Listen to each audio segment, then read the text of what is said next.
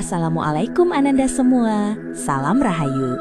Kali ini Bunda akan menceritakan Saka Waruga mau menyelamatkan sukma seorang gadis yang diculik ke alam gaib guna dibawa kepada dukun santet. Inilah kisahnya. Di sebuah desa yang dicekam kabut abadi, Saka, seorang pemuda dari garis keturunan Saka Waruga, penjaga keseimbangan antara alam nyata dan gaib, berdiri di depan sebuah pohon besar yang meranggas. Di tangannya, sebatang keris kecil tanpa pamor memancarkan cahaya kebiruan yang redup. Jiwa seorang gadis desa, Sekar, baru saja direnggut oleh kiriman dukun santet hitam melalui perantara makhluk yang disebut Banaspati Muka. Memasuki dimensi kelam, Saka memejamkan mata, merapal mantra kuno Saka Waruga untuk memisahkan sukma dari raga. Dalam sekejap, dunianya berubah. Langit menjadi merah darah dan tanah yang ia injak terasa seperti daging yang berdenyut. Di depannya, berdirilah sang makhluk buruk rupa.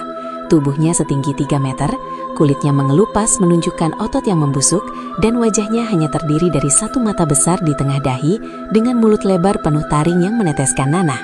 Di punggung makhluk itu, terdapat sebuah bola cahaya redup. Itu adalah jiwa Sekar yang terperangkap. Berikan jiwa wanita itu, atau kau akan musnah di tanganku, makhluk jelek, seru Saka, suaranya bergema seperti guntur. Makhluk itu menggeram, suaranya seperti gesekan batu nisan. Darah, perintah, harus bawa ke tuanku. Pertarungan dua alam. Makhluk itu melompat dengan kecepatan yang tak masuk akal bagi ukurannya yang besar. Kuku-kukunya yang hitam panjang menyambar leher Saka. Tangkisan pertama, Saka berguling ke samping, menghantamkan telapak tangannya ke tanah. Gelombang energi biru menyentak kaki makhluk itu hingga limbung. Serangan balasan, Saka melesat maju, kerisnya berpendar terang.